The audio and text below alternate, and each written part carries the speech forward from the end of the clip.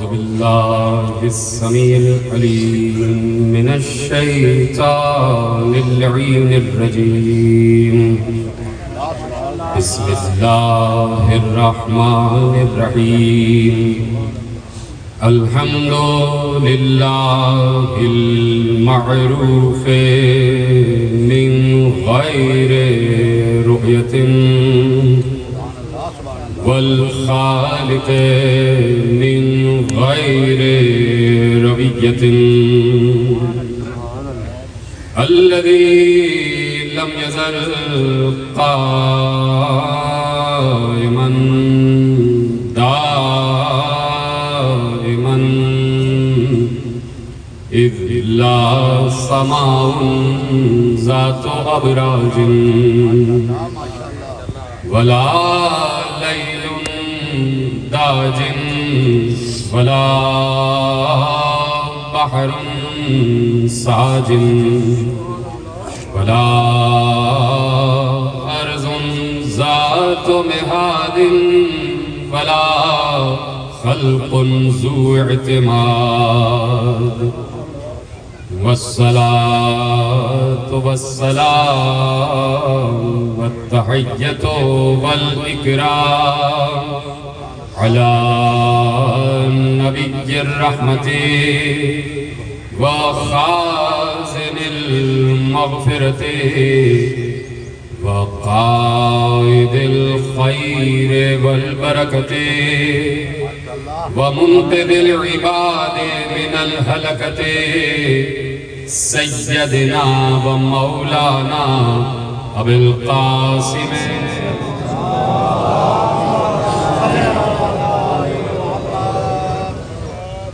وأهل بيته الطيبين الطاهرين المعصومين المظلومين المنتخبين المنتجبين الذين أذهب الله عنهم الرجس وطهرهم تطهيرا.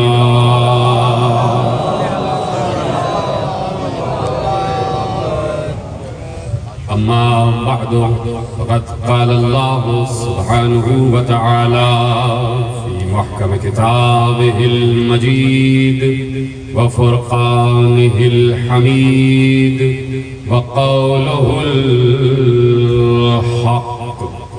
بسم الله الرحمن الرحيم. الذين ينفقون في السراء والضراء والكاظمين الغيظ والعافين عن الناس والله يحب المحسنين. صلوات محمد.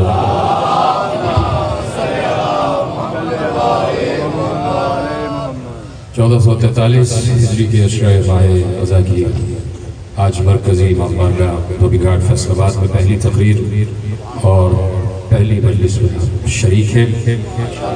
پروردگار عالم کا شکر ہے کہ اس نے ہمیں حسین ابن علی کا غمخوار بنا کر انسانوں میں شمار کیا ہے.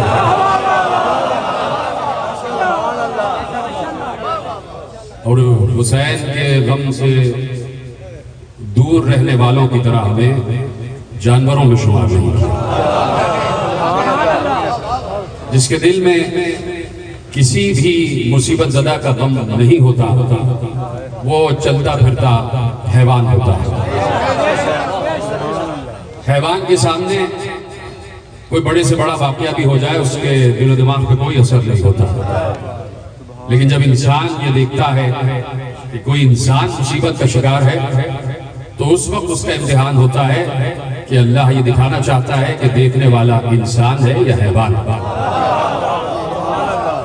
اس وقت اگر کہیں پر بھی جہاں پر بھی عالم انسانیت ہے اور جہاں پر بھی محرم کا چاند دیکھا جا چکا اور فرش اعضا بچھا ہوا ہے تو جہاں پر بھی انسان ہے وہ فرش اعضا پر ہے.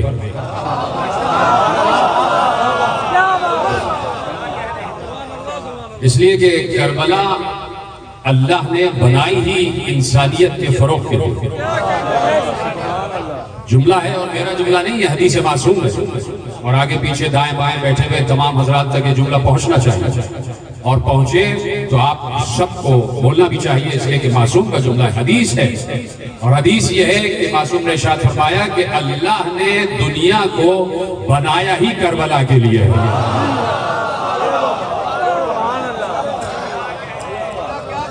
دنیا بنی ہی کربلا کے لیے، یعنی جو مرکز ہے، جو نقطہ ہے وہ کربلا، کربلا ہے تو دنیا دنیا ہے، کربلا ہے تو دنیا میں جو کچھ ہے وہ صحیح ہے۔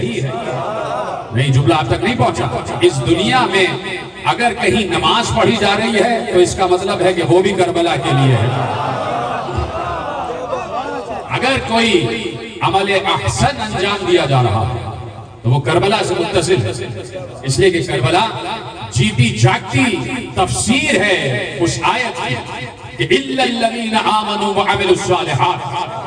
ہاں، وہ خسارے میں نہیں ہیں جو کربلا والے ہیں اور جو ماتم والا عمل انجام دے رہے ہیں۔ عمل صالح ہے حسین پر گریہ کرنا، سب سے بڑا احسن عمل ہے حسین پر گریہ کرنا۔ نہیں میرے ساتھ، سب سے بڑا ایمان ہے کربلا پر ایمان، اس لیے کہ کربلا میں یہ جو حسین کا خون بہا ہے اور 72 لاشیں حسین نے اٹھائے ہیں، تو صرف اس لیے نہیں کہ حسین کسی ذاتی مقصد کے لیے نکلے تھے، حسین توحید بچا رہے تھے، حسین عدل بچا رہے تھے، حسین نبوت بچا رہے تھے، حسین امامت بچا رہے تھے، حسین قیامت بچا رہے تھے، اور حسین نماز بچا رہے تھے، حسین روزہ بچا رہے تھے، حسین حج بچا رہے تھے، حسین زکوٰۃ بچا رہے تھے، حسین بتا رہے تھے کہ جہاد وہ ہے کہ جس میں حسین ہو۔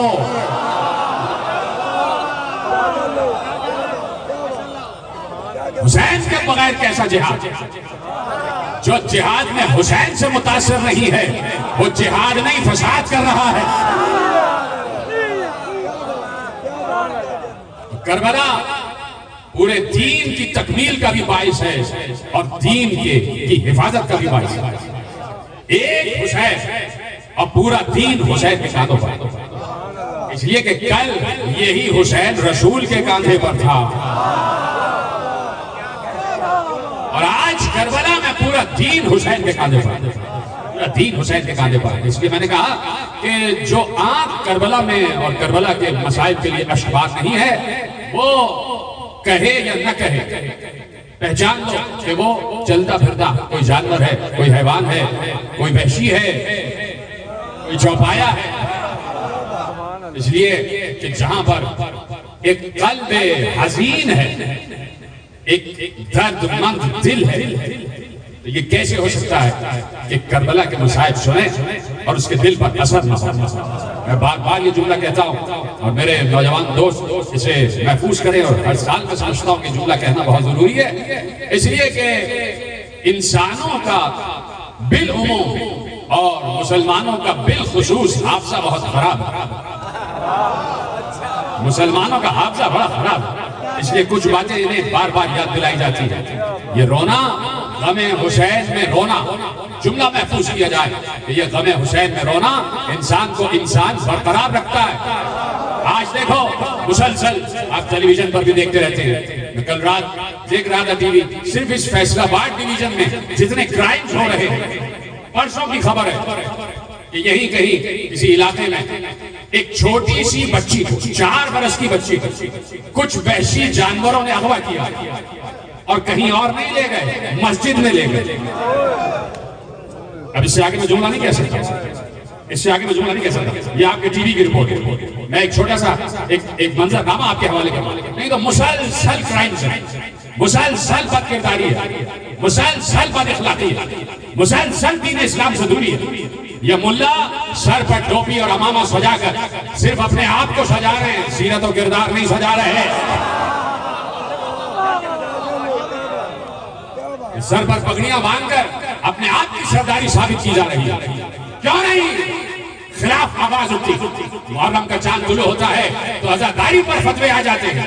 کہاں گئے یہ سارے ملا کہ جہاں 3 دن پہلے کی خبر ہے کہ 4 سال کی بچی کو اللہ کے گھر میں لے گئے، اور کیا کیا یہ بتانے کی ضرورت نہیں ہے۔ کہاں گئے سارے ملا، کہاں گئے سارے مولوی؟ کیوں نہیں فتویٰ اٹھتا ہے اور کیوں نہیں ان وحشی جانوروں کے خلاف آواز اٹھتی ہے؟ کربلا یہی ہے، کربلا اس ظلم کے خلاف آواز اٹھانے کا نام ہے کربلا، جرأت اظہار حق کا نام ہے کربلا، انسان کی انسانیت کو جگانے کا نام ہے کربلا، انسان کو وحشت سے، جنون سے عقل و خرد کی طرف لانے کا نام ہے کربلا۔ تو اگر جملہ یہ ہے، اگر یہ وحشی جانور جنہیں ملاؤں نے مجلس عزا سے دور رکھا ہوا ہے، اگر یہ وحشی جانور مجلس عزا کے فرش پر آ کر بیٹھتے اور عباس کے کٹے ہوئے شانوں پر روتے تو کسی کے شانے نہ کاٹتے؟ یہ وحشی جانور، یہ اغوا کرنے والے، یہ چور، یہ ڈکیت، یہ ڈاکو، اگر ملا انہیں فرش عزا سے دور نہ رکھتے اور کہتے کہ فرش عزا پر آ کر بیٹھو، یہ کسی مسافر کو راستے میں کبھی لوٹتے نہیں۔ جو عباس کے کٹے ہوئے شانوں پر گریا کرتا ہے تو کسی کے بازو نہیں کاٹتا، جو کسی کڑیل جوان کے زخمی جگر پر گریا کرتا ہے وہ کسی جوان کا خون نہیں بہاتا، جو علی اصغر کے زخمی گلے پر روتا ہے وہ کسی ماں کی گود نہیں اچھالتا، جو 4 برس کی سکینہ کے زخمی رخسار پر گریا کرتا ہے وہ ہر بچی کو اپنی بچی سمجھتا ہے۔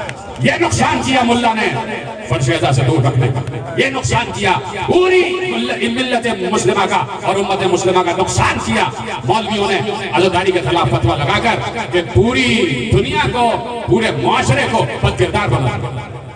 یہاں فرش عزا سے اٹھا ہوا کوئی شخص کسی کا قتل نہیں کرتا، کوئی کسی کے بازو نہیں کاٹتا، کوئی کسی بچی پر تشدد نہیں کرتا، اس لیے کہ کربلا کا رونے والا جانتا ہے کہ یہ پوری امت محمد کی امت ہے، یہ جتنے انسان ہیں کلمہ کو، یہ رسول کے کلمہ کو، یہ سب اللہ کے بنائے ہوئے ہیں، اور کسی شخص کو یہ اجازت بھی نہیں دی گئی دین اسلام کی طرف سے یا دین توحید کی طرف سے کہ وہ ناحق کسی کو قتل کرے، ناحق کسی پر کہ املاک پر قبضہ کرے، ناحق کسی کے مال پر ڈھاکہ ڈالے، ناحق کسی کو نقصان پہنچائے، اس لیے کہ ایک دوسرے کا مال دوسرے کے لیے امانت کی نگاہوں سے دیکھا جاتا ہے۔ یہ ہے کربلا۔ اس لیے میں نے کہا کہ گریہ کرنا بہت ضروری ہے۔ یہ جو وقت ہے نا، اس وقت خود بخود دل چاہتا ہے کہ کسی مظلوم پر رویا جائے۔ یہ وقت عجیب وقت ہے، یہ فجر کے بعد کی ساعتیں عجیب ساعتیں ہیں۔ انہی ساعتوں میں 3 شعبان کو حسین بھی آسمانوں سے زمین کی طرف آئے تھے، بڑی خوشی تھی، بہت خوشی تھی رسول کے گھر میں، بہت رسول کا چہرہ سرخ تھا، رسول خوشی کا اظہار کر رہے تھے، کبھی حسین رسول کی گود میں، کبھی علی کی گود میں، کبھی زہرا کی گود میں۔ خوش ہے پورا گھرانہ، خوش ہے پورا گھرانہ۔ کیا اللہ کو یہ بات اچھی نہیں لگ رہی تھی نعوذ باللہ کہ رسول خوش ہے؟ اچھی لگ رہی تھی نا، بات تو صحیح ہے نا کہ رسول میرا محبوب، میرے محبوب کے چہرے پر خوشی کے آثار ہیں، تو قدرت بھی خوش ہے، قدرت بھی مسکرا رہی ہے۔ لیکن یہیں سے قدرت نے ایک پیغام دیا کہ اصل دین اور اصل دنیا بنائی کس کے لیے گئی ہے، اس دنیا کا مقصد کیا ہے۔ ایک بار جیسے ہی رسول خوش تھے، جبرائیل نازل ہوئے اور نازل ہونے کے بعد کہا، اے اللہ کے رسول، بات تحفہ درود و سلام، اللہ یہ کہہ رہا ہے یہ جو نواسا تمہاری گود میں اس وقت ہے، یہ کربلا کی زمین پر 3 دن کا بھوکا پیاسا شہید کیا جائے۔ تو اللہ نے اس وقت رسول کی آنکھوں سے آنسو بہا کر یہ بتا دیا کہ دنیا بنائی ہی کربلا کے لیے گئی ہے، دنیا بنائی ہی حسین کے لیے گئی ہے۔ مجھے بتاؤ، آپ کی آنکھیں بھیگ رہی ہیں، پہلی مجلس ہے تو پہلی مجلس کا آغاز ہی مسائل سے کیا جاتا ہے۔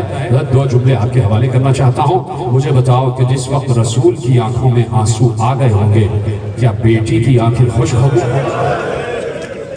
کیا زہرا روئی نہیں ہوں گی؟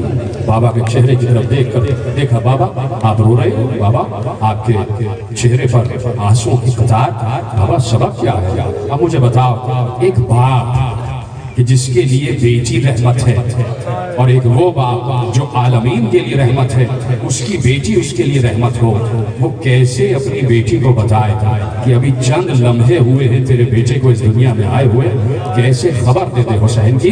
لیکن یہ رسول ہے اور رسول چاہتے ہیں کہ دنیا کو بتائے کہ کربلا اور حسین اور اس دنیا کا ربط کیا ہے۔ کیا بیٹی ابھی جبرائیل نازل ہوئے اور مجھے بتایا کہ حسین کربلا کی تپتی ہوئی ریت پر میرے ہی کلمہ گویوں کے ہاتھوں 3 دن کا بھوکا پیاسا ذبح کر دیا جائے گا، ذبح کر دیا جائے گا۔ میری مائیں بہنیں پس پردہ بیٹھی ہوئی ہیں، خدا آپ کی گودیوں کو سلامت رکھے، آپ کے سہاگ کو سلامت رکھے، اس کربلا کے فرش ادا کے صدقے میں خدا آپ کے سہاگ کو سلامت رکھے، میرے تمام نوجوانوں کو، میرے بزرگوں کو سلامت رکھے۔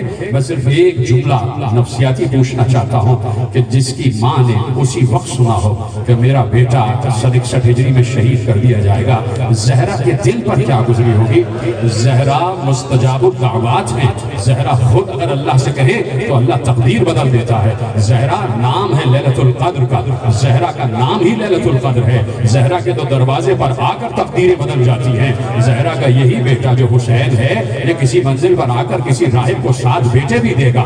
زہرا چاہیں تو اسی وقت ہاتھ بلند کر کے کہیں پروردگار تقدیر بدل دے، میرے بیٹے کی تقدیر بدل دے۔ لیکن خدا کی قسم سلام کرنا اور عالم انسانیت قیامت تک زہرا کے در پر سجدہ ریز ہو جائے پھر بھی کم ہے، زہرا کا شکریہ ادا نہیں ہو سکتا۔ اس وقت زہرا نے یہ نہیں کہا، اس لیے کہ زہرا مزاج شناس توحید بھی ہے، مزاج شناس رسالت و نبوت بھی ہے۔ صرف زہرا نے یہ کہا، یہ نہیں کہا کہ بابا تقدیر بدل دے، ایک بار صرف یہ کہا بابا جس وقت میرا لال ذبح کیا جا رہا ہوگا کیا اس وقت میں موجود ہوں گی؟ کہ نہیں زہرا تم بھی نہیں، میں بھی نہیں، علی بھی نہیں، حسن بھی نہیں۔ تو ماں نے روتے ہوئے صرف ایک جملہ کہا، جہاں جہاں عزادار بیٹھے ہو تمہارے لیے جملہ، اور تمہاری آواز بلند ہو جائے تو ماں نے صرف ایک جملہ کہا، بابا پھر میرے حسین کو روئے گا۔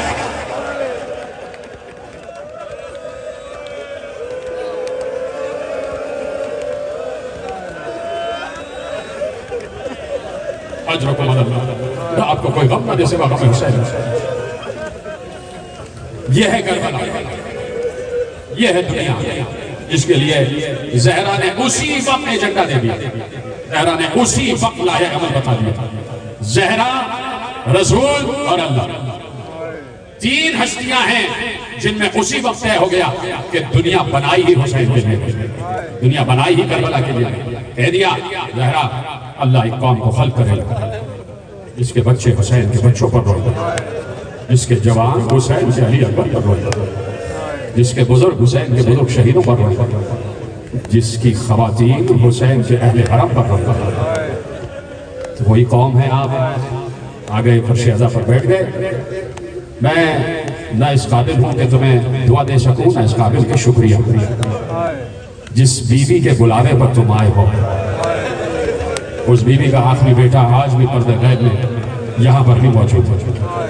میرے وقت کا امام یہاں موجود ہے، ایک ایک روتی ہوئی آنکھ کو دیکھ رہا ہے۔ اب تم اپنے لیے دعا نہ کرنا، اب وہ تمہارے لیے دعا کر رہا ہے۔ فرش عزا پر بیٹھ گئے۔ خدا تمہیں کوئی غم نہ دے سوا غم حسین، خدا تمہارے رزق میں اضافہ کرے۔ ان کی اولاد نہیں ہے، پروردگار اولاد عطا فرمائے۔ ان کے پاس روزگار نہیں ہے، پروردگار روزگار عطا فرمائے۔ جن کے پاس روزگار ہے ان کے روزگار میں مزید وسعت عطا فرمائے۔ جن کو تجارت اور کاروبار کر رہے ہیں پروردگار ان کی تجارت اور کاروبار میں ترقی دے۔ میری ماں بہنوں کے پردوں کو پروردگار سلامت رکھے۔ جس نے مجھ سے دعا کے لیے کہا پروردگار سب کی دعاؤں کو قبول کرے۔ بانیان فرش عزا کی توفیقات میں اضافہ ہو۔ سب سے بڑی دعا یہی ہے کہ پروردگار تیرے حبیب کے محبوب حسین کے فرش عزا پر آ کر بیٹھ گئے ہیں، اور انہیں ہر بیماری سے محفوظ رکھ، ہر وبا سے محفوظ رکھ۔ خصوصاً یہ دنیا نے جو اس وقت وبا چھوڑی ہوئی ہے پروردگار اس وبا سے ہمیں محفوظ رکھ۔ تو پروردگار یہ فرش عزا پر بیٹھے ہوئے جتنے بھی لوگ ہیں یہ سب حسین کا تذکرہ سننے کے وسیلے سے تیرا ذکر سننے آئے ہیں، تیرا ذکر سننے آئے ہیں۔ تو پروردگار ان کو عباس کے علم کے سائے میں رکھنا، ان کو زہرا کی چادر کے سائے میں رکھنا۔ سننے آئے ہیں یہ حبیب کا تذکرہ، سننے آئے ہیں یہ حسین کا تذکرہ، حسین کا تذکرہ، حق کا تذکرہ۔ گفتگو شروع ہو چکی ہے، حسین کا تذکرہ، حق کا تذکرہ۔ اس سے کسی کو انکار نہیں ہے کہ جہاں پر حسین ہے وہی حق ہے میرے ساتھ، جہاں پر حسین ہے وہی حق ہے۔ اس لیے کہ حسین کسی اور کا بیٹا نہیں ہے، حسین اس کا بیٹا ہے کہ رسول نے بھری ہوئی مسجد نبوی میں اصحاب کی آنکھوں سے آنکھیں ملا کر کہا تھا کہ العلی مع الحق والحق مع علی، علی حق کے ساتھ ہے اور حق علی کے ساتھ۔ تو جس علی کے ساتھ حق ہے اسی علی کا بیٹا ہے حسین۔ اب جدھر جدھر علی جائیں گے ادھر ادھر حق جائے گا، تو اب یہ وراثت حق کی گئی ہے حسین کی طرف، جدھر جدھر حسین ادھر ادھر حق۔ اگر آج حسین دھوبی گھاٹ کے اس فرش ادا پر ہے تو یہیں پر حق بھی ہے، یہیں پر حق بھی ہے۔ تو ازل سے حق اور باطل ٹکراتے رہے۔ میرے ساتھ گفتگو شروع ہو چکی ہے اور اب میں موضوع کا اعلان کرنے جا رہا ہوں۔ ازل سے حق اور باطل ٹکراتے رہے ہیں۔ امیر المومنین حضرت علی ابن ابی طالب علیہ السلام سے بلند آواز سے صلوات پڑھیں محمد و آل محمد۔ پوچھا گیا، علی بیٹھے ممبر سلونی پر اور سوال پر سوال، علی جواب پر جواب دے رہے ہیں، تو وہیں پر کسی نے کھڑے ہو کے علی سے سوال کیا گیا، علی یا ابو الحسن، اے امیر المومنین، اے امام المتقین، اے سید المرسلین، اے قائد الغر المحجلین، سوال پوچھنا چاہتا ہوں۔ علی نے کہا ہاں پوچھو، سوال پوچھو۔ کہ یا علی یہ بتائیے کہ انسان کتنا خود مختار ہے اور کتنا مجبور ہے؟ کتنا خود مختار اور کتنا مجبور، کتنا مختار کتنا مجبور۔ علی نے ایک فلسفہ دیا جو قیامت تک کے لیے فلسفہ ہے، اور نوجوان نوٹ کریں، اور میری گفتگو پوری دنیا میں اس وقت جا رہی ہے اور سب سن رہے ہیں کہ علی نے ایک فلسفہ دیا۔ پوچھا گیا کتنا مختار اور کتنا مجبور ہے انسان؟ علی نے کہا سنو، یہ کائنات جو اللہ نے بنائی ہے، اس کائنات کا مقدر ہے، مقدر اس کائنات کی تقدیر میں لکھ دیا گیا ہے، اس دنیا کی تقدیر میں یہ بات لکھ دی گئی ہے کہ یہاں قیامت تک حق اور باطل ٹکرائیں گے۔ حق اور باطل، نوٹ کریں جملوں کو۔ علی نے کہا اس دنیا کا مقدر ہے کہ یہاں قیامت تک حق اور باطل ٹکراتے رہیں گے، حق اور باطل کا مارکا رہے گا، حق بھی رہے گا باطل بھی رہے گا۔ کہا کہ تم اس دنیا میں بھیج دیے گئے تو اب تم مجبور ہو کہ تمہیں چاہتے ہوئے یا نہ چاہتے ہوئے اس حق اور باطل کی جنگ کا حصہ بننا پڑے گا۔ سوال کیا ہے؟ انسان کتنا مجبور ہے اور کتنا خود مختار ہے؟ علی نے کہا قیامت تک اس دنیا میں حق اور باطل کی جنگ رہے گی۔ تم اس دنیا میں بھیجے گئے، آئے، پیدا ہوئے، یہ مجبوری ہے تمہاری کہ چاہو یا نہ چاہو تمہیں اس حق اور باطل کی جنگ کا حصہ بننا ہوگا۔ رکتا ہوں میں جملہ، جتنے حضرات یہاں بیٹھے ہوئے ہیں اور جہاں جہاں میری گفتگو اس وقت نیٹ پر سنی جا رہی ہے، سب جواب دیں کہ چاہے اس دنیا کا کوئی بھی بر اعظم ہو، چاہے مشرق ہو چاہے مغرب ہو، چاہے عیسائیت ہو چاہے یہودیت ہو، چاہے ستارہ پرستی ہو چاہے شجر پرستی ہو، چاہے آفتاب پرستی ہو چاہے مہتاب پرستی ہو، چاہے بت پرستی ہو چاہے توحید پرستی ہو، چاہے خود پرستی ہو چاہے خدا پرستی ہو، جہاں پر بھی انسان آباد ہے، ہر انسان اپنی اپنی جگہ حق اور باطل کی جنگ کا حصہ ہے یا نہیں؟ عیسائی بھی ہے، یہودی بھی ہے، خود پرست بھی ہے اور اسلام والا بھی ہے۔ عیسائی اپنے کو حق پر سمجھ رہا ہے، جی طرح سلامت رہے، میرے ساتھ آ جائے۔ عیسائی اپنے کو حق پر سمجھ رہا ہے اور جو اس کا مخالف ہے اسے باطل پر سمجھ رہا ہے، اس لیے وہاں پر بھی حق اور باطل کا ٹکراؤ ہے۔ یہودی اپنے کو حق پر سمجھتا ہے اور وہ کہتا ہے کہ یہودیوں کے علاوہ کسی کو اس دنیا میں سانس لینے کا حق نہیں ہے، تو یہودی اپنے کو حق پر سمجھتا ہے اور مسلمانوں کو اور دیگر اقوام عالم کو باطل پر سمجھتا ہے، تو یہودی بھی حق اور باطل کے ٹکراؤ کا حصہ ہے۔ جو بت پرست ہے وہ اپنی بت پرستی کو حق سمجھتا ہے، بت پرست اپنی بت پرستی کو حق سمجھتا ہے، اور جو غیر بت پرست ہیں انہیں باطل سمجھتا ہے۔ اگر ایسا نہ ہوتا تو آج انڈیا اور پاکستان میں اتحاد ہو چکا ہوتا۔ ہندو آپ کو نہیں مان رہا، وہ کہتا ہے نہیں، بت پرستی حق ہے اور اس کے خلاف جو ہے وہ باطل ہے، تو بت پرست بھی حق اور باطل کی جنگ کا حصہ ہے۔ اور پھر کلمہ گو، ہم تو سمجھتے ہی ہیں کہ ہم حق پر ہیں، اور جو توحید پرست نہیں ہے وہ باطل پر ہے، تو مسلمان بھی حق اور باطل کا حصہ ہے۔ تو بات سمجھ میں آئی؟ پہلا حصہ علی کی گفتگو کا کہ تم مجبور ہو، اس دنیا میں آ گئے، چاہو یا نہ چاہو۔ سلامت رہے، یہ پیچھے والے چاہو یا نہ چاہو تمہیں اس حق اور باطل کی جنگ کا حصہ بننا پڑے گا۔ کہا یہ مجبوری ہے اور اختیار یہ ہے کہ چاہو تو حق کے ساتھ ہو جاؤ، چاہو تو باطل کے ساتھ ہو جاؤ۔ ادھر ہے، یہ آپ کا حق ہے۔ اتنی فکری تقریر میں صرف فیصل آباد کے اس مقام میں چھیڑتا ہوں، اور مجھے آپ کی سماجوں پر اعتبار ہے کہ آپ ایک ایک جملہ سمجھ رہے ہیں اور مجھے بتاتے جائیے آخری آدمی تک، چاہے آپ بولیں نہ بولیں، لیکن آپ کے اٹھتے ہوئے ہاتھ بتائیں گے کہ میری گفتگو آپ تک پہنچ رہی ہے۔ تو حق اور باطل کا ٹکراؤ ہوتا رہے گا، ازل سے حق اور باطل ٹکرائیں گے۔ علی نے کہا مجبوری یہ ہے کہ چاہو یا نہ چاہو حق اور باطل کی جنگ کا حصہ بننا پڑے گا، چاہے گھر میں ہی کیوں نہ بیٹھے ہو، چاہے گھر میں ہی کیوں نہ بیٹھے، کم از کم دل سے تو حق کو حق اور باطل کو باطل سمجھتے ہو۔ اور اور اختیار یہ ہے کہ اللہ تمہارے کان پکڑ کے تمہیں حق کی طرف نہیں لے جاتا. اختیار ہے. عقل دے دی تو اختیار دے دیا. یہ حق ہے، یہ باطل ہے، چاہو تو باطل کے ساتھ ہو جاؤ، چاہو تو حق کے ساتھ. کہ یہ ہے مجبوری، یہ ہے اختیار. تو ازل سے ابد تک حق اور باطل ٹکرائیں گے. جہاں سے کائنات شروع ہوئی، جہاں سے انسانیت شروع ہوئی، جہاں سے تخلیق بشر کا سلسلہ شروع ہوا، آدم. اب ایک بات میرا ساتھ دیں گے تو آگے بڑھیں گے گفتگو. بہت محدود دائرے وقت میں گفتگو کو کامل کرنا ہے. میرے ساتھ آپ دیتے جائیں گے اور فکری تقریر آپ کے حوالے. اور بیچ میں یہ ایک دم میں موضوع کا اعلان کرنے والا ہوں، میری طرف متوجہ رہیے گا. جہاں سے تخلیق بشر کا آغاز ہوا، جہاں سے ابتدائے بشر ہے، حضرت آدم علیہ السلام. آدم کون ہے؟ حق. تو جو آدم کے مقابل آ جائے وہ باطل ہوگا. یہ پیچھے والے حضرات میرے ساتھ ہیں نا، اس لیے کہ بڑی عام ترین گفتگو. اور جب موضوع کا اعلان کروں گا تو آپ کہیں گے کہ واقعی یہ موضوع حق بنتا. آدم اپنی جگہ حق، تو آدم کے خلاف جو ہے وہ باطل. لیکن حق کے خلاف جو ہوگا وہ باطل ہوگا. آدم حق، شیطان باطل. جملہ آپ نے ضائع کر دیا. آدم حق ہے، شیطان باطل ہے. جملہ پلٹ دو، جملہ پلٹ دو. آدم حق ہے نا اور شیطان باطل ہے. تو اب جو حق کے مقابل آ جائے وہ شیطان ہوتا ہے.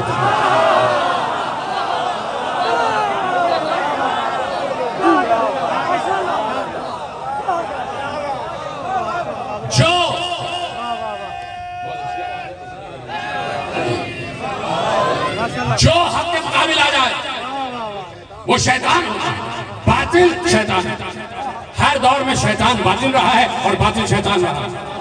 اور ایسا ہوا نہیں ہے کہ اللہ نے حق کی پہچان نہ کروائی ہے.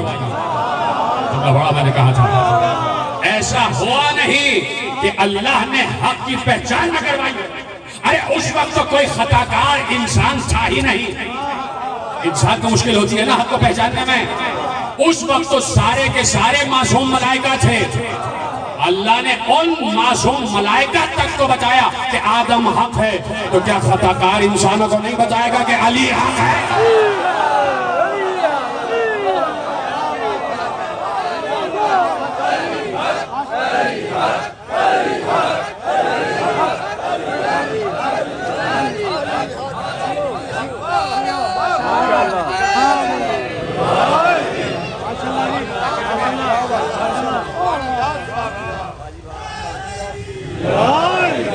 توجہ فرمائیے. تو حضرت آدم علیہ السلام حق، یعنی جہاں سے سلسلہ آغاز ہو رہا ہے، جہاں سے ابتدائے آفرینش ہے، جہاں سے تخلیق بشر کی ابتدا ہو رہی ہے، وہیں سے اللہ نے بتایا کہ ہر دور میں حق رہے. کہیں کسی دور میں بھی دنیا حق سے خالی نہیں رہی. اور حق کو میں پہچان گا کہ آدم حق ہے اور جو آدم کا انکار کرتے وہ باطل ہے. تھا کیا مسئلہ؟ مسئلہ صرف یہ تھا کہ اللہ کہہ رہا تھا میری مانو. اللہ کہہ رہا تھا میرا حکم مانو. اللہ جس چیز کو عبادت کہے گا وہی عبادت ہوگی. اپنی طرف سے عبادت نہیں بنائی جائے گی.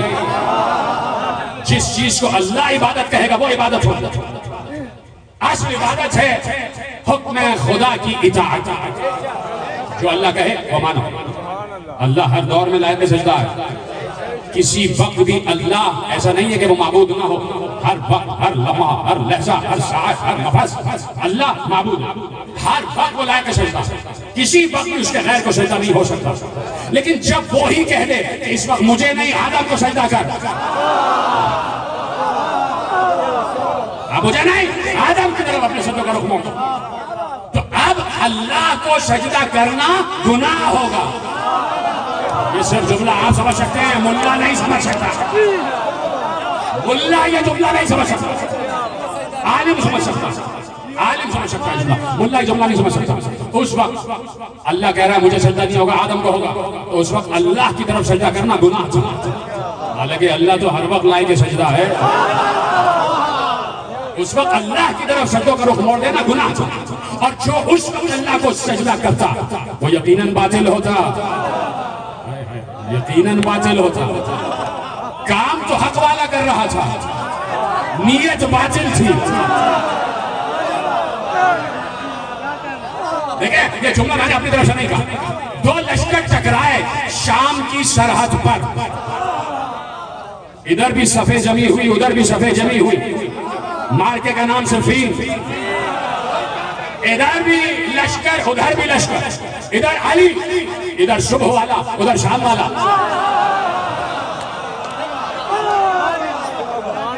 اور ادھر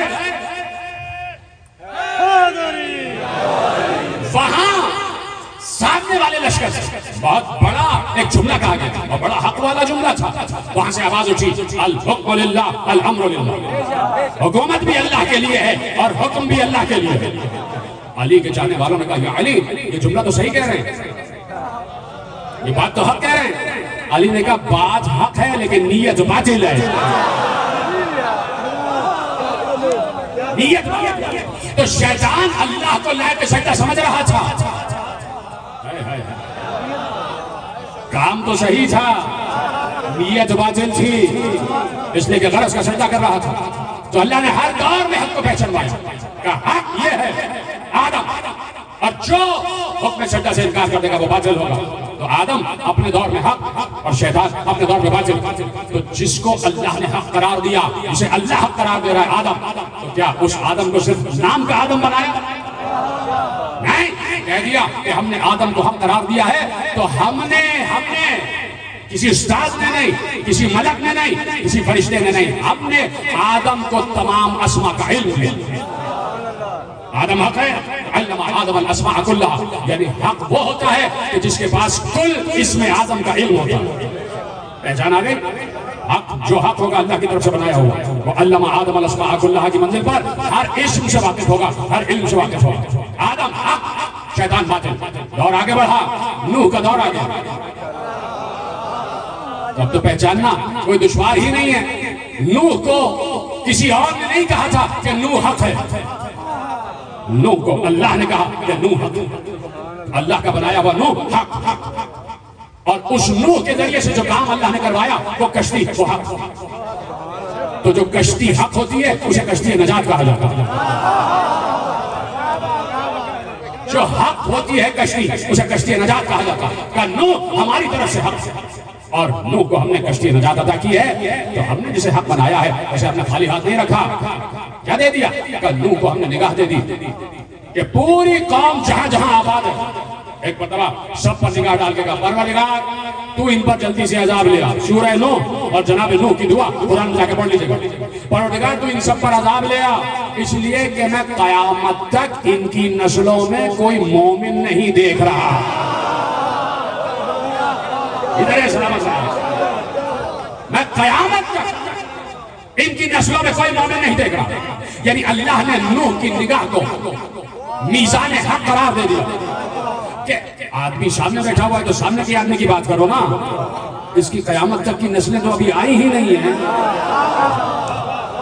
اس کا مطلب ہے کہ جس کو اللہ حق کہتا ہے اسے نگاہ حق دیتا ہے، نگاہ حق دیتا ہے. میں نے جملہ اردو میں کہا تو آپ خاموش ہو گئے. جسے اللہ حق کہتا ہے اللہ اسی کو عین اللہ بھی کہتا ہے.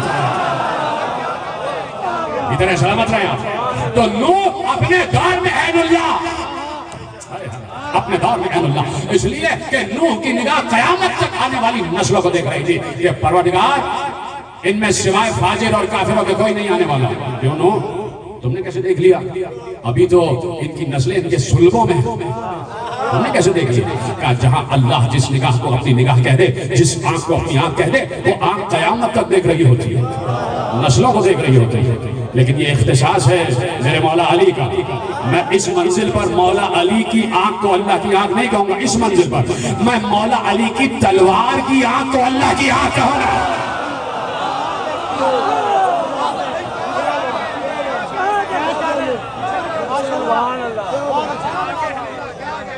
جو نسلوں کو دیکھ کر چلتی ہے، جسے اللہ حق قرار دے اسے اللہ خالی حق نہیں رہنے دیتا. کہ اپنے دور میں آدم حق، ہم نے آدم کو علم دے دیا آسمان کا. اپنے دور میں نوح حق، تو ہم نے نوح کو نگاہ دے دی، کشتی نجات دے دی.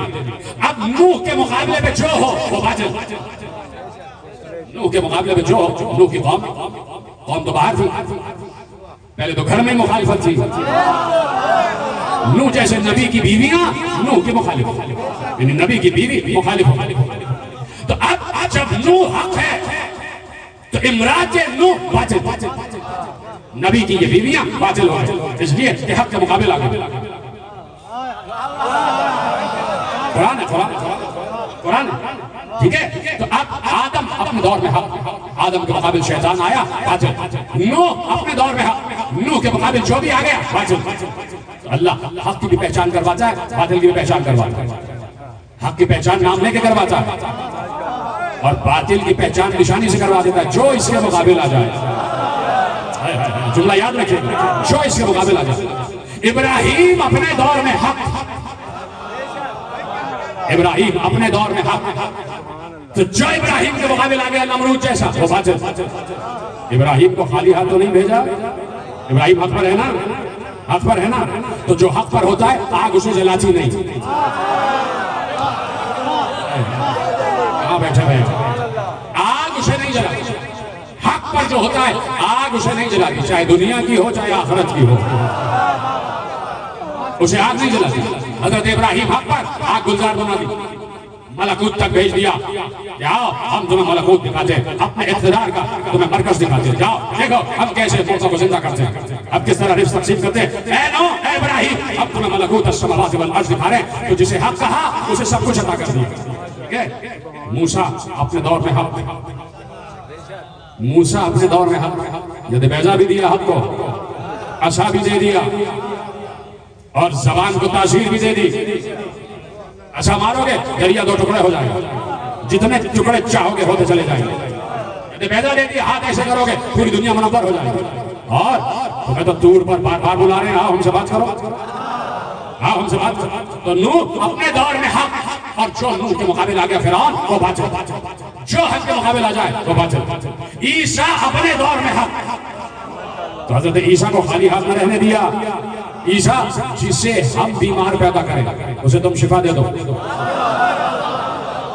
عیسیٰ جسے ہم مردہ کر دیں اسے تم زندہ کر دو، عیسیٰ جسے ہم نابینا پیدا کریں اسے تم بینائی دے دو، عیسیٰ ہم نے آدم کو مٹی سے بنایا تم پرندے بناؤ مٹی سے، جیسے ہم نے آدم کے جسم میں روح ہوگی ویسے تم پرندوں کے جسم میں روح ہوگو اور وہ اسی طرح اڑتے پھرتے نظر آئیں گے۔ حضرت عیسیٰ اپنے دور میں حق، تو جو عیسیٰ کے مقابل آ گیا وہ باطل، جو عیسیٰ کے مقابل بنی اسرائیل آ گیا وہ باطل۔ تو اب سلسلہ رکے گا تو نہیں نا؟ کیا ابھی بھی کچھ کہنے کی ضرورت رہ گئی ہے؟ یہی تک تو آپ کو لانا تھا۔ آدم اپنے دور میں حق، شیطان باطل، نوح حق، جو نوح کے مقابل آ جائے وہ باطل، ابراہیم حق، جو ابراہیم کے مقابل آ جائے وہ باطل، موسیٰ حق، جو موسیٰ کے مقابل آ جائے وہ باطل، عیسیٰ حق، جو عیسیٰ کے مقابل آ جائے وہ باطل۔ تو سلسلہ رکا نہیں۔ محمد حق، جو محمد کے مقابل آ جائے وہ باطل، سلسلہ رکا نہیں۔ علی حق، جو علی کے مقابل آ جائے وہ باطل، اب سلسلہ رکا نہیں۔ حسن حق، جو حسن کے مقابل آ جائے وہ باطل، سلسلہ رکا نہیں۔ حسین حق، جو حسین کے مقابل آ جائے وہ باطل، سلسلہ رکا نہیں۔ ارے زین العابدین حق، جو زین العابدین کے مقابل آ جائے وہ باطل، محمد باقر حق، جو محمد باقر کے مقابل آ جائے وہ باطل، جعفر صادق حق، جو جعفر صادق کے مقابل آ جائے وہ باطل، موسی کاظم حق، نارشید باطل۔ ابھی ہمارے موضوع کا اعلان آخری آدمی تک دونوں ہاتھ اٹھا کے من کرتا مولا، جبریل کا مولا، بوزر کا مولا، کمبر کا مولا، دمست کلندر، دمست کلندر، نعرہ حیدری۔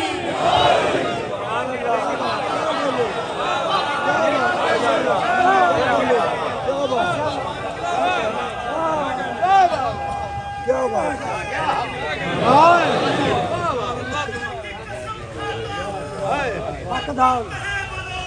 سبحان اللہ،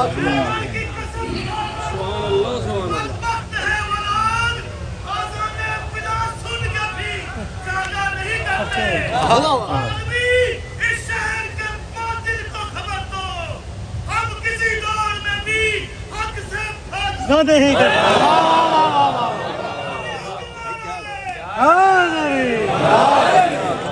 جو موسی کاظم کے مقابل آ جائے وہ باطل، چاہے رشید ہو اسے اللہ نارشید کر دیتا ہے۔ یہی میرا موضوع ہے کہ عظمت و اوصاف امام موسی کاظم علیہ السلام۔ بلند صدرات پڑھے محمد اللہ۔ ہم بتائیں گے کسی ملا کو کہ حق کیا ہے، یہ ساتواں جو وارث رسول ہے یہ خود اپنی جگہ محمد ہے. میرے ساتھ ہے نا؟ یہ خود اپنی جگہ محمد ہے، اس لیے کہ محمد نے مصطفیٰ نے بھری ہوئی مسجد نبوی میں اجلہ صحابہ کرام کی آنکھوں سے آنکھیں ملا کر کہیں کسی حجرے میں نہیں کہا تھا، کہیں کسی خلوت قدے میں نہیں کہا تھا، کہیں چھپ کر نہیں کہا تھا، کہیں کسی گھاٹی پر نہیں کہا تھا، کہیں پہاڑ پر چڑھ کر نہیں کہا تھا، کہیں کسی میدان میں غار میں چھپ کر نہیں کہا تھا. پیغمبر نے اجلہ اصحاب کرام کی آنکھوں سے آنکھیں ملا کر کہا تھا کہ ہمارا پہلا بھی محمد ہے، اوسط بھی محمد ہے، آخر بھی محمد ہے، ہم کل کے کل محمد ہیں. تو اب جو محمد کی گستاخی کرے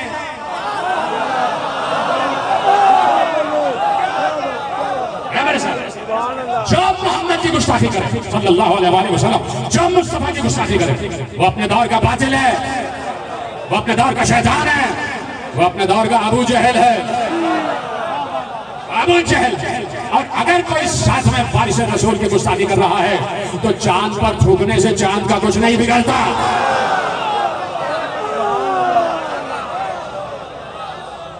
چاند پر تھوکنے سے کچھ نہیں بگڑتا، خود اپنا ہی چہرہ داغدار ہو جاتا ہے.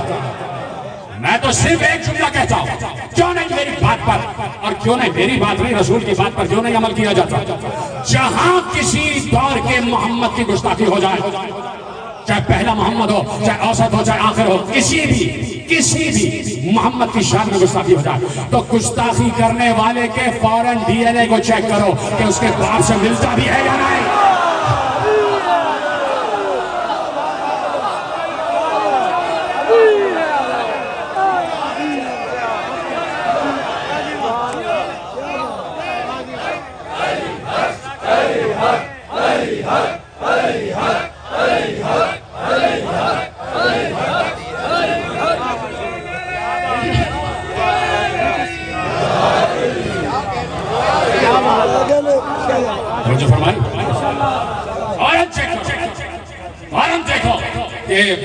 والد کا ڈی این اے بیٹے کے ڈی این اے سے مل رہا ہے یا نہیں؟ یہی چیزیں تو آپ چیک کرواتے ہیں نا کہ کسی کی اگر زیادتی ہو گئی تو فوراً ڈی این اے چیک کرواتے ہیں، لاہور بھیجا جاتا ہے ڈی این اے چیک کرو، جب ڈی این اے میچ کر جاتا ہے تو مجرم قرار پاتا ہے. وہاں ڈی این اے میچ کر جائے تو مجرم، یہاں ڈش میچ کر جائے تو مجرم.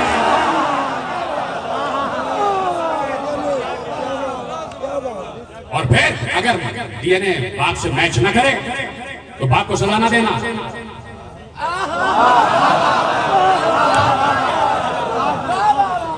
پھر تو سزا سمجھ گئے وہ جو فرمایا. تو یہاں مسئلہ یہ نہیں ہے کہ کس کی گستاخی ہوئی اور کس کی شان بیان کی. یہاں مسئلہ یہ ہے کہ ہر انسان اپنا شجرہ پہچان پا رہا ہے. کوئی شان بیان کر کے بتا رہا ہے کہ ہم اعلیٰ نسب ہیں، کوئی گستاخی کر کے بتا رہا ہے کہ ہم کل بھی بد نسب تھے آج بھی ہیں. جو فرما رہے ہیں آپ. تو اب جہاں پر بھی جو بھی حق کے مقابل آ جائے وہ باطل ہے. اپنے دور میں امام کاظم حق ہے، امام کاظم، اس لیے کہ ساتواں وارث رسول، ساتواں وارث رسول. ناموں میں عجیب مسئلہ ہے کہ نام میں بھی فرق ہے. ایک موسیٰ نبی گزرے، ان کا لقب تھا غضبان، موسی غضبان، یعنی موسیٰ وہ نبی کہ جو بڑے جلال والا ہے، بڑے غضب میں آ جاتا ہے، جلدی غصے میں آ جاتا ہے، بڑا جلال ہے اس کو. اور اب جب یہی نام امام کاظم تک آیا تو کہا یہ بھی موسیٰ ہے لیکن اسے پتا ہے کہ اپنے غصے کو قابو کیسے کیا جاتا ہے. یہ موسی کاظم اور نبی یہ موسیٰ، یہ امام موسیٰ. کہا کہ نام یقیناً اللہ کا رکھا ہوا نام موسیٰ، وہ بھی قابل قدر، یہ بھی قابل قدر. وہاں موسیٰ کا وزیر قابل قدر ہارون کا ناموں کے پھیر میں نہ جانا کہ کوئی ہارون سمجھ کے اپنا نام ہارون رکھ لے. کہاں بیٹھے آپ؟ تو ضروری نہیں ہے کہ وہی سیرت سے منتقل ہو جائے. حالانکہ کہا گیا ہے کہ اچھے نام رکھے جائیں، اس لیے کہ ناموں کا اثر آتا ہے. لیکن جہاں ڈی این اے ہی مس میچ کر جائے وہاں نام بھی ایسا نہیں کرتا. جو فرمانا ہے تو جہاں حق کے مقابل آ جا چاہے کچھ بھی نام رکھ لو باطل باطل ہی رہے گا, باطل باطل ہی رہے گا, حق حق ہی رہے گا.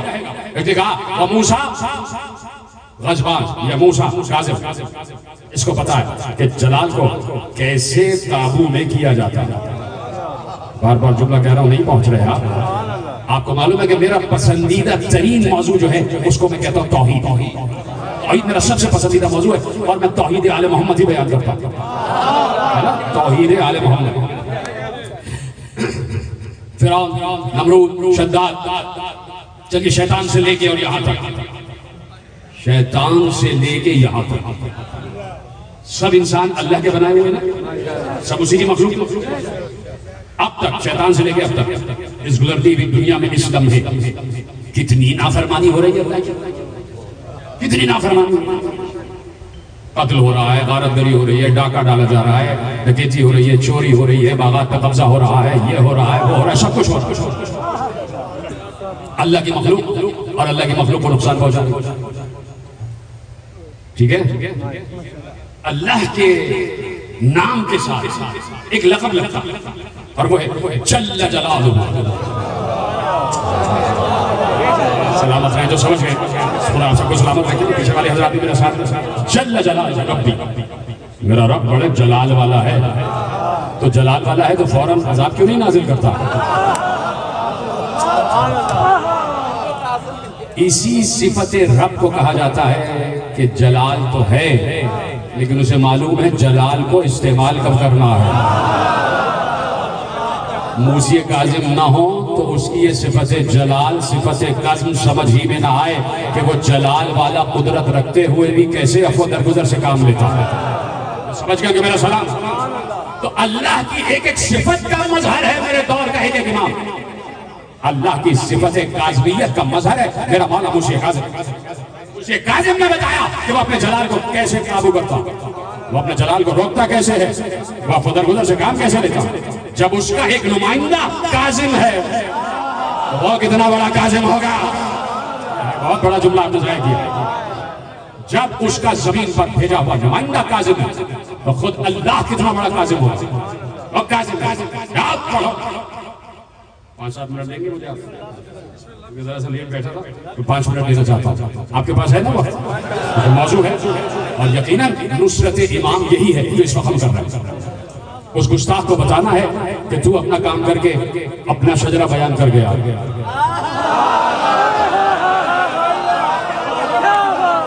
ہم آج اپنا شجرہ لکھوا رہے ہیں.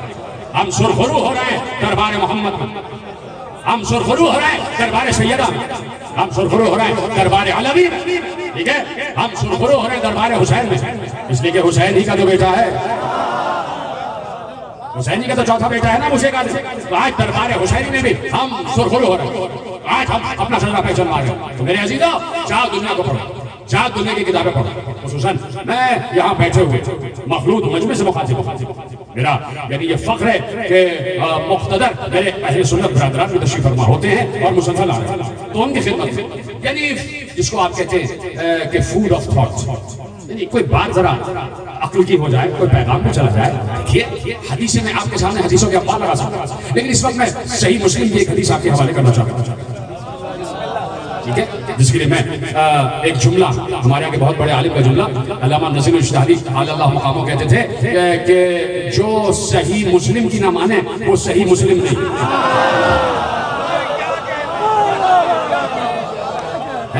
جو صحیح مسلم کی نہ مانے وہ صحیح مسلم نہیں. تو اب جو صحیح مسلم ہے وہ صحیح مسلم کی بات مانتا. پیغمبر نے ارشاد فرمایا, امام مسلم نے لکھا کہ پیغمبر نے اصحاب کے مطلب کو مخاطب کر کے کہا کہ سنا من اطاعنی فقد اطاع اللہ, جس نے میری اطاعت کی اس نے اللہ کی اطاعت کی. محفوظ کریں گے کہ ریکارڈ ہو رہا ہے. اور آپ کو پتا ہے کبھی بھی ممبر سے کہیں پر بھی اختلافی بات کرنے کا قائل ہی نہیں, اس لیے کہ یہ پیغام ایک گلوبل پیغام ہے, گلوبل میسج ہے, سب کے لیے ہے, اسلام سب کے لیے ہے, حسین سب کے لیے ہے, فرش ادا سب کے لیے. یہ فرش ادا یہ کھلا ہوا, ادھر سے بھی کھلا ہوا, ادھر سے بھی کھلا ہوا, چاروں طرف سے فرش ادا کے دروازے کھلے ہوئے. بتا رہے ہیں کہ کل حسین کو انتظار تھا حور کا, آج ہمیں انتظار ہے حور کا. آجا حور بن کے آنا. شرط یہ ہے کہ فرش ادا پر حور بن کے آنا, خواہشات کے غلام بن کر نہ آنا. غلام نہیں, حور کا مطلب ہوتا ہے آزاد. تو اب کہ جس نے اللہ کی اطاعت کی اس نے میری اطاعت کی. من عصانی فقد عصیت, اور جس نے اللہ کی نافرمانی کی اس نے میری نافرمانی کی. جملہ آگے بڑھا دو, اپنی اجازت ہے. پھر کہا اللہ اکبر, اس سے محکم اور واضح حدیث کیا ہو کہ جس نے میری اطاعت کی اس نے اللہ کی اطاعت کی, جس نے میری نافرمانی کی اس نے اللہ کی نافرمانی کی. پھر کہا من اطاع الامام فقد اطاعنی ومن عصى الامام فقد عصى, اور جس نے اپنے دور کے امام کی اطاعت کی اس نے میری اطاعت کی. ہے کوئی جملے کو سمجھنے والا؟ جملہ پہنچا نہیں, بہت کم حضرات میرے ساتھ دیئے کہ جس نے امام کی اطاعت کی. پہلے کیا کہا؟ جس نے میری اطاعت کی اس نے اللہ کی اطاعت کی, جس نے میری نافرمانی کی اس نے اللہ کی نافرمانی کی. جس نے امام کی اطاعت کی اس نے میری اطاعت کی, جس نے امام کی نافرمانی کی اس نے میری نافرمانی کی. یہ امام ہے کون؟ میں امام مسلم کی حدیث آپ کے حوالے کر رہا ہوں اور مسلموں سے بات کر رہا ہوں. یہ امام ہے کون جس کا تذکرہ صحیح مسلم میں امام مسلم نے حدیث رسول کے ذریعے محفوظ کیا کہ جس نے امام کی اطاعت کی اس نے میری اطاعت کی. تو یہ امام ہے کون جس کو رسول امام دیا. جیتے رہے آپ ساتھ ساتھ رہے, سلامت رہے, جسے رسول امام کہہ رہے ہیں, حالانکہ رسول خود امام ہے. حسن صادق صاحب کہا جاؤں میں بڑے جملے حوالے کر رہا ہوں اس لیے دیکھیں نا, رسول خود امام ہے. رسول امام ہے, پھر آپ چپ ہو, رسول امام ہے. رسول نبی بھی ہے, رسول بھی ہے, امی بھی ہے, ہاشمی بھی ہے, مطلبی بھی ہے, قرشی بھی ہے, مکی بھی ہے, مدنی بھی ہے, حسنی بھی ہے, حسینی بھی ہے, الہی بھی ہے, اور امام بھی ہے. امام بھی ہے رسول, خود امام ہے رسول. نہیں, پھر آپ ساتھ یہ رسول اپنے دور میں امام ہیں. اچھا اتنا صحیح مطلب بیٹھا ہے, آپ اصل میں وہاں سے پہنچ نہیں پا رہے. میں صرف ایک لفظ کہوں گا آپ پہنچ جائیں گے. جناب ابراہیم کا امتحان لیا تو اللہ نے امتحان میں کامیابی کے بعد ابراہیم کو انعام کیا دیا. جیتے رہے, سلامت رہے. انی جاعلک للناس اماما, ابراہیم ہم نے تمہیں انسانوں کا امام بنایا. تو اگر آیت یہیں پر رک جاتی تو امامت ابراہیم پر رک جاتی. جملے میرے یاد رہے, اور اگلی تقریروں میں سارے جملے ایک دوسرے سے جڑے ہوتے ہیں. آپ کو پتا ہے میں موضوع سے ہٹتا نہیں, ایک تقریر دوسرے سے جڑی ہوئی. ابراہیم جیسے ہی کہا کہ ہم نے تمہیں امام بنایا تو آیت رکی نہیں. میں نے کہا نا اگر آیت رک جاتی تو شاید امامت ابراہیم پہ ختم ہو جاتی. شروع وہیں سے ہوتی, ختم بھی وہیں پہ ہو جاتی. فوراً کہا وَمِن ذُرِّيَّتِي, کیا یہ عہدہ میری ذریت میں جائے گا؟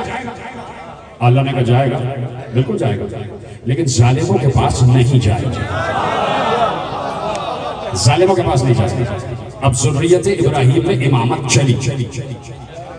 ذریت ابراہیم میں امامت چلی. آگے آنے والی تقریر میں بیان کروں گا کہ ابراہیم سے اسماعیل, اسماعیل سے قیدار, قیدار سے حمل, حمل سے نبت, نبت سے سلامہ, سلامہ سے عود, عود سے عود, عود سے عدنان.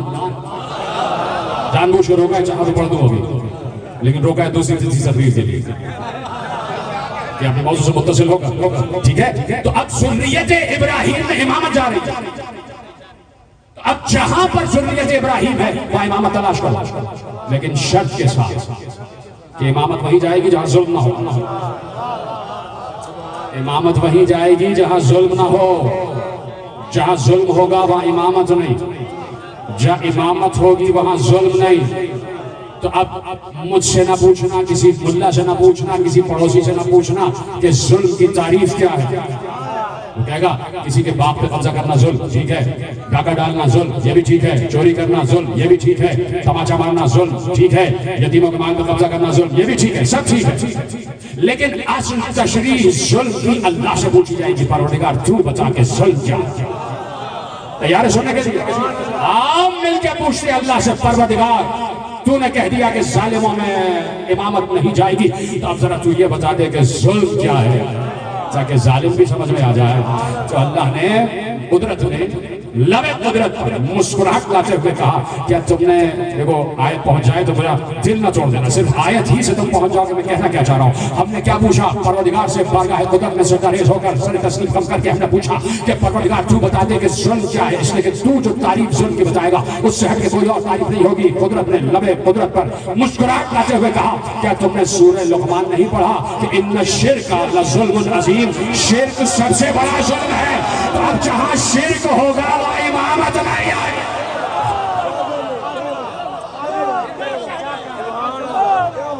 تو اب نسل ابراہیم میں وہ شاخ تلاش کرنا کہ جہاں شرک نہ ہو، اور جہاں شرک نہیں ہوگا وہیں امامت جائے گی۔ تو نسل ابراہیم چلتے چلتے چلتے چلتے آگے رسول تک، تو رسول اپنے دور کا امام ہے نا، یہی تک لانا تھا، رسول اپنے دور کا امام ہے۔ وہ رسول ختم ہو رہی ہے بات، جو اپنے دور کا امام ہے وہ کہہ رہا ہے کہ جس نے امام کی اطاعت کی اس نے میری اطاعت کی۔ بھائی جب کہہ دیا تھا کہ میری اطاعت کی اس نے اللہ کی اطاعت کی، تو آپ کی اطاعت میں امام بھی تو شامل ہے۔ اس کا مطلب ہے کہ رسول اب بتائیں گے، کیا بتائیں گے کہ اگر میں کہہ دیتا کہ میری اطاعت کی اور یہیں پر حدیث ختم ہو جاتی، کاش کے جملہ پہنچ جاتا، اگر میں یہ کہتا کہ میری اطاعت کی اور حدیث یہیں پر ختم ہو جاتی، آپ کی زیارت کا امتحان ہے میرے ساتھ، سلامت رہا۔ یہ خاموشی بتا رہی ہے میرے ساتھ حسن صادق صاحب، خدا کا شکر ہے کہ آپ کہتے توجہ سے سنو، یہ جہاں جہاں میری تقریر جا رہی ہے سب پورے ورلڈ میں وہ دیکھیں فیصلہ بات کی اس مجلس میں، فخر مجھے اس مجلس میں، کیسی توجہ سے سنو، ٹھیک ہے؟ ایسے ہی لکھا تھا گیبنز نے The Rise and Fall of Roman Empire میں، اس نے جملہ لکھا مجھے یاد آ گیا، اس نے کہا کہ جیسے ہی رسول نے دعوت انگریز مورخ ہے، اس نے کہا جیسے ہی رسول نے دعوت ذو العشیرہ میں کہا کہ کون ہے جو میرا اس مقصد میں میرا ساتھ دے گا، وہی میرا وزیر ہوگا، وہی وزیر ہوگا، وہی خلیفہ ہوگا۔ تو گیبنز کا جملہ بتاؤں، اس نے لکھا A profound silence came upon whole assembly۔ اس نے کہا پورے مجمع میں خاموشی چھائی ہوئی تھی، اور کا بیچ میں سے ایک 10 برس کا بچہ اٹھ کے کہتا ہے میں آپ کا ناصر۔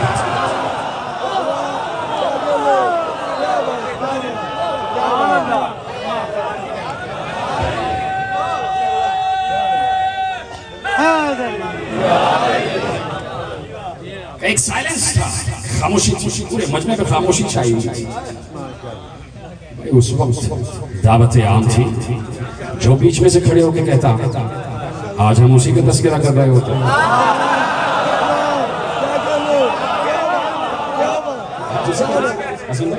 اسی کا ذکر ہو رہا ہوتا ہے، تو آپ سن رہے ہیں، خدا آپ کی سماعتوں کو سلامت رکھے۔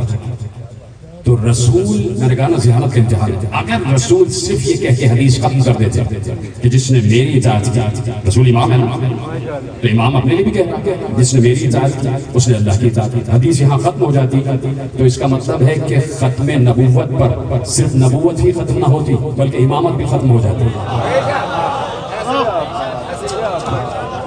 پھر غدیر کی ضرورت بھی نہ پڑتی۔ لیکن رسول نے حدیث میں یہ کہہ کر کہ جس نے میری اطاعت کی اس نے اللہ کی اطاعت کی، اور جس نے امام کی اطاعت کی اس نے میری اطاعت کی، بتا دیا کہ مجھ پر نبوت ختم ہو جائے گی، امامت ختم نہیں ہوگی۔ جاتے جاتے اگر کسی کو کاندھے پہ بلند کر کے من کنت مولا کہہ دوں تو اب یہی وہ امام ہے کہ جس نے اس کی اطاعت کی اس نے میری اطاعت کی۔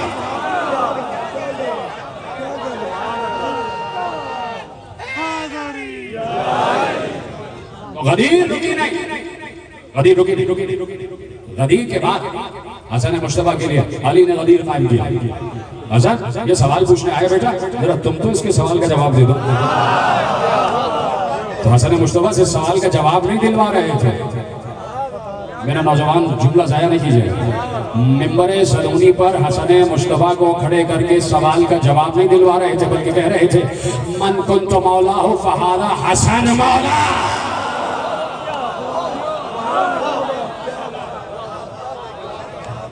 حسن مصطفیٰ کے لیے غدیر قائم کر دی، حسن نے حسین کے لیے غدیر قائم کی، حسین نے زین العابدین کے لیے غدیر قائم کی. کہاں قائم کی تو آپ کو بتائیے، نہیں تو مصائب آ جائیں گے. زین العابدین کے لیے حسین نے غدیر قائم کی، زین العابدین نے محمد باقر کے لیے غدیر قائم کی، محمد باقر نے جعفر صادق کے لیے غدیر قائم کی. اب جعفر صادق سے پوچھا جائے گا کہ تمہارے بعد مولا کون ہے، تو اب اگر جعفر صادق کہہ دے کہ من کنت مولا ہو فہذا کاظم مولا، تو کاظم حق ہے، ہارون باطل ہے.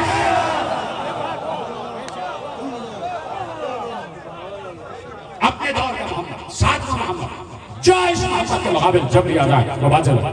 جائز دور میں ہو، جائز دور میں. تو اس لیے میں نے کہا کہ جرأت اظہار حق ہونی چاہیے.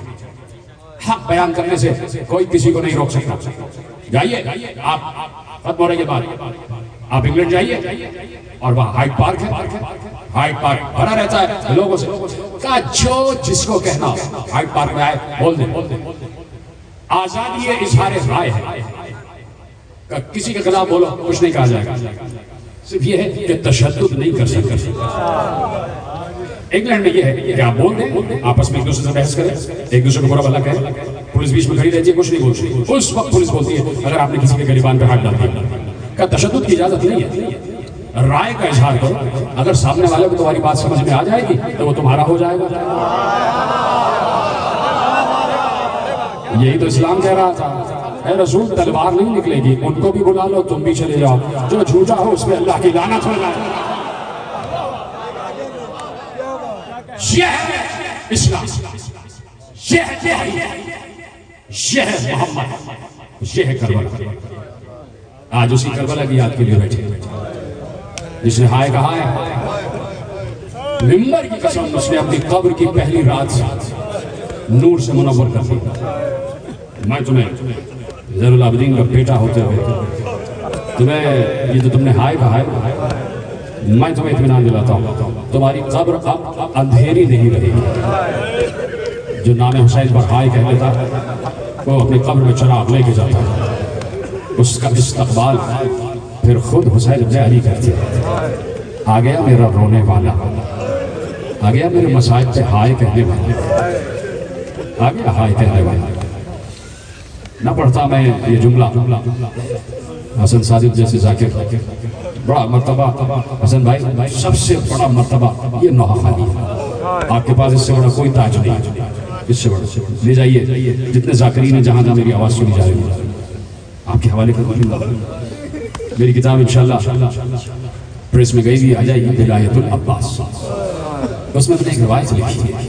ایک بہت بڑے عالم، وہ بہت بڑے ذاکر بھی تھے، بہت بڑے ذاکر. اور روضہ خان کہتے ہیں ذاکروں کو وہاں مصائب پڑھنے والے ذاکر. تو ایک بار انہوں نے خواب دیکھا کہ ان کی روح پرواز کر رہی، روح نکل رہی اور روح پرواز کر رہی. تو کہتے آسمان سے میں نے کچھ سواریاں دیکھی، 27 نور کے گھوڑے تھے، ان پر کچھ ہستیاں بیٹھی ہیں. 27 کا جیسی میری نگاہ پڑی تو سب سے آگے جو تھے گھوڑے پہ بیٹھے ہوئے وہ حبیب ابن مظاہر تھے. حبیب ابن مظاہر اور پیچھے 26 شہدائے کربلا. حبیب ابن مظاہر نے کہا کہ تمہیں حسین ابن علی نے بلوا دیا ہے، تمہارا وقت آ گیا. حسین نے کہا تمہیں لے کے اپنے پاس آ جا. یہ جن کی آنکھیں ابھی بھی خشک ہے، کیا یقین نہیں کرا تھا؟ حسین بلواتے ہیں اپنے چاہنے والے کو. حسین طے کرتے ہیں کس رونے والے، کس چاہنے والے، کس عزادار کو کب بلانا.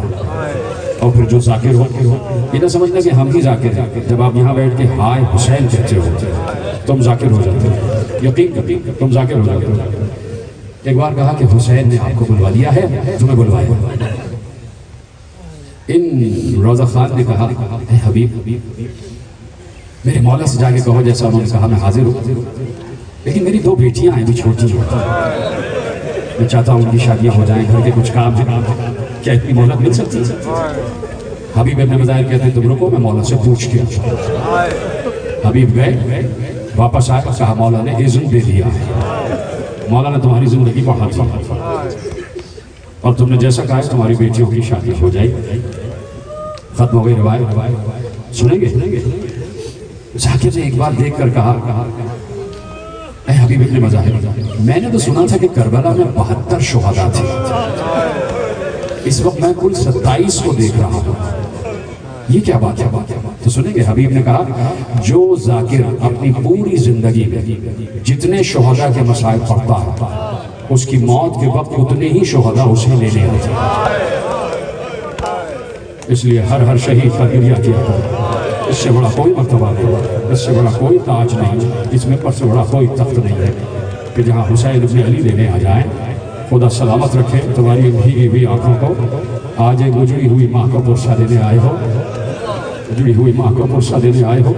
کسی ذاکر نے خواب میں دیکھا حسین سر سے پاؤں تک لہو لہان ہے، سر سے پاؤں تک حسین کے جسم میں سوراخ ہوئے ہیں، ہر سوراخ سے لہو بہ رہا ہے، 1900 ہے زخم تنے پاش پاش پر، میرے سے لکھا نا کہ 1900 ہے زخم تنے پاش پاش پر، زینب نکل حسین تڑپتا رہا، ٹھیک ہے؟ تو کہا کہ پورے جسم پر زخمی زخم زخمی زخم، ہر زخم سے لہو رس رہا تھا۔ اس ذاکر نے کہا مولا اتنے زخم، کہا کہ امت نے بڑے زخم دیے ہیں، بڑے زخم دیے ہیں۔ دوسرے دن خواب میں دیکھا، پھر حسین کو دیکھا، حسین کے سارے زخم ختم ہو چکے تھے، سارے زخم ختم ہو چکے تھے۔ ذاکر نے پوچھا مولا یہ سارے زخم کل تک دیکھے اور آج سارے زخم ختم ہو گئے؟ کہاں سارے زخم ختم ہو گئے، صرف 2 زخم ہیں جو ابھی ہیں وہ دکھائی نہیں دیتے۔ کہ مولا یہ سارے زخم ختم کیسے ہو گئے؟ کہا جب مرہم لگا لیتا ہوں زخم ختم ہو جاتے ہیں۔ اس نے پوچھا وہ مرہم کیا ہے؟ کہا جب جتنے عزادار میری مصیبت پر روتے ہیں تو ان کے آنسو میرے زخموں کا مرہم بن جاتے ہیں۔ کہ یہ 2 زخم جو آپ کہہ رہے ہیں ابھی ہرے ہیں مندمل نہیں ہوئے، کہا ایک عباس کے کٹے ہوئے شانوں کا غم، ایک علی اکبر کے زخمی جگر کا اجر کو مرہم۔ آپ کی آوازیں بلند ہو جائیں، اس سے بڑا کوئی مسائل ہو نہیں سکتا میرے عزیز۔ پہلی محرم آ گئی، ختم کر رہا ہوں تقریر، ابھی آپ ماتم کریں گے اور یقیناً ماتم ہی کا مہینہ ہے۔ یہ ماتم ساری مصیبتوں سے، ساری بیماریوں سے بچاتا ہے، ساری آزادیوں سے بچاتا ہے۔ جو ماتم کا قائل نہیں ہے آج وہ ماتم کر کے دیکھے، اگر اس کے دل میں، اس کے جسم میں کوئی بیماری ہے، میں تمہیں گارنٹی دے رہا ہوں تم شفا یاب ہو کر جاؤ گے، شفا یاب ہو کر جاؤ گے۔ رونا ماتم ضرور کیا کرو، ماتم ضرور کیا کرو، اسی لیے محفوظ کہتے ہیں کہ ماتم کرو تو یہ یقیناً ہمارے ہی حق میں بہتر ہوتا ہے۔ ماتم کریں گے نا میرے عزیزوں، ہے نا میرے ساتھ؟ آج پہلی محرم آ گئی، فاطمہ زہرا کے لال کا تذکرہ شروع ہو گیا۔ میں صرف یہ چاہتا ہوں کہ 1 یا 2 منٹ میں ایک بیمار بچی کا تذکرہ ہو جائے، حسین کی 9 برس کی بیمار بیٹی کا تذکرہ، ایک چھوٹی سی معصومہ کا تذکرہ ہو جائے، اور حسین کی بڑی محبت کرنے والی بیٹی۔ بیٹیاں تو بڑی محبت کرنے والی ہوتی ہے نا۔ دیکھو جب بیٹیاں ہو جائیں تو پریشان نہ ہوا کرو، اپنی بیویوں کو تانے نہ دیا کرو۔ جو ساس اور بہو کے جھگڑے ہوتے ہیں ان ساسوں سے بھی کہتا ہوں کہ بیٹیاں بڑی رحمت ہوتی ہیں۔ میں خود بہت سے لوگوں کو جاتا ہوں، میری خود دعا رہی کہ مولا مجھے بیٹی دے، اس نے بیٹی مجھے عطا کی۔ میں نے بہت سے لوگوں کو دیکھا انہوں نے صرف بیٹیاں ہی مانگی، انہوں نے مانگی ہی بیٹی، اور اللہ نے بیٹیاں ہی دی۔ بیٹیوں سے محبت کر کے تو دیکھو، ذرا بیٹیوں کو سینے سے لگا کر تو دیکھو، رحمت آتی ہے۔ رحمت کا حساب نہیں ہوتا، نعمت کا حساب ہوتا ہے۔ اور ایک وہ بیٹی کہ جس سے حسین محبت کرتے ہو، جس سے حسین محبت کرتے ہو۔ ایک کو تو ساتھ لے گئے تھے نا 4 برس کی چھوٹی معصومہ، ایک کو چھوڑ دیا مدینے میں۔ مجھے بتاؤ کیا گزری ہوگی فاطمہ زہرا پر؟ کسی کے 6 بچے ہوں، 3 بچوں کو کچھ دے اور 3 کو کچھ نہ دے، تو جنہیں نہیں دیا انہیں صبر آ جاتا ہے کہ باقی 2 کو بھی نہیں دیا۔ لیکن اگر 5 کو سب دے دے اور 1 کو کچھ نہ دے تو جو 1 ہوتا ہے نا اسے بڑا غم ہوتا ہے، بڑا صدمہ ہوتا ہے۔ حسین نے فہرست میں سب کا نام لکھوا دیا، زہرا کا نام نہ لکھوایا، زہرا کا نام نہ لکھوایا۔ تو میں پوچھنا چاہتا ہوں کیا گزری ہوگی چھوٹی بچی کا، کیا گزری ہوگی علی اکبر کی چہیتی بہن پر؟ کیا گزری ہوگی. بس قافلہ جا رہا ہے, قافلہ جا رہا ہے, آخری جملے اور تم نے گریہ کر لیا ہے, اور خدا تمہارے ان آنسوؤں کو رومال زہرا میں جگہ عطا فرما دے. قافلہ جانے کے لیے تیار ہوا. حسین ابن علی نے ایک ایک بیوی سے کہا جاؤ صغرا کو آخری سلام کر کے باہر آ جانا. ہر بیوی سے کہا دیکھو رکنا نہیں, صغرا کے پاس رکنا نہیں. ایسا نہ ہو کہ صغرا دامن گیر ہو جائے اور تمہارا دل پسیج جائے. ایسا نہ ہو کہ تم مجھ سے یہ کہو کہ صغرا کو ساتھ لے چلو. ہر بیوی سے کہا جانا اور خدا حافظ کہہ کے باہر آ جانا, جانا اور الوداع کہہ کے باہر آ جانا, کچھ سننا نہیں, جانا اور الفراق کہہ کے باہر آ جانا, جانا اور صغرا سلام کہہ کے باہر آ جانا. ایک ایک بیوی آتی, صغرا خدا حافظ, صغرا خدا حافظ. کیا سن رہے ہیں؟ اگر ہاتھوں میں دم ہے تو سینے پہ رکھ لو. میں یہ نہیں کہتا کہ مارو سینے پر, صرف ایسے ایسے آہستہ آہستہ آہستہ آہستہ کہتے رہو. سب بیویوں نے کہا صغرا خدا حافظ, صغرا خدا حافظ, صغرا خدا حافظ. آخر میں علی کی بڑی بیٹی داخل ہوئی, علی کی بڑی بیٹی, بڑی شہزادی داخل ہوئی, صغرا کے خیمے میں داخل ہوئی.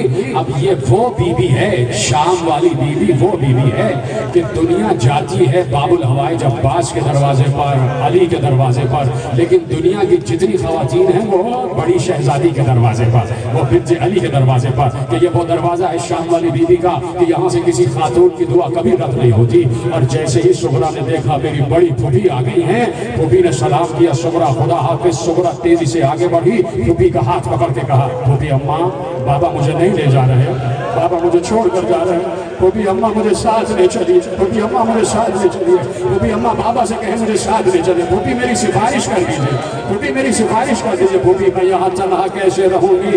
اور اے پھوپھی میں اطمینان دلاتی ہوں, اگر سواریوں میں جگہ نہیں بچی ہے تو جہاں کنیزیں بیٹھی ہوئی ہے وہاں صغرا کو بٹھا دیا جائے, مجھے کنیزوں کی اماریوں میں بٹھا دیا جائے. اب جملہ سنو گے. ایک بار صغرا نے کہا پھوپھی اماں اس لیے ضد کر رہی ہوں, مجھے پتا ہے آپ جا کر واپس آ جائیں گی, میرا بابا واپس نہیں آئے گا, میرا بابا واپس نہیں آئے گا. آخری جملہ, سینے پہ ہاتھ مارو. زینب نے کہا اے صغرا تمہیں کیسے پتا چلا کہ بھائی واپس نہیں آئے گا؟ کہا پھوپھی اماں رات سے پشت پر کسی بیوی کی آواز سن رہی ہو, آئے میرا لال, آئے میرا حسین. میں جانتی ہوں وہ دادی زہرا کی آواز ہے. اب میں